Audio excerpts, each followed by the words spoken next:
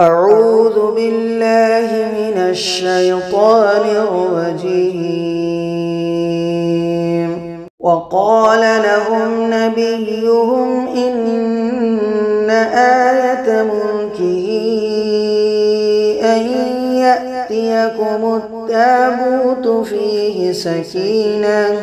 فيه سكينة مما ترك آل موسى وآل هارون تحمله الملائكة إن في ذلك لآية لكم إن كنتم مؤمنين. ثم أنزل الله سكينته على رسوله وعلى المؤمنين وأنزل جنودا لم تروها وعذب الذين كفروا وذلك جزاء الكافرين. فأنزل الله سكينته عليه وأيده بجنود لم تروها وجعل كلمة الذين كفروا السفلى وكلمة الله هي العليا والله عزيز حكيم.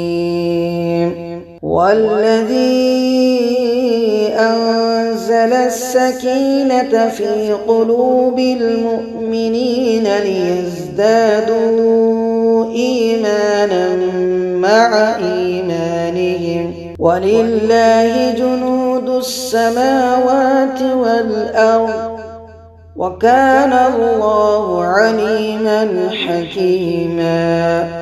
لقد رضي الله عن المؤمنين إذ يبايعونك تحت الشجرة فعلم ما في قلوبهم فأنزل السكينة عليهم وأثابهم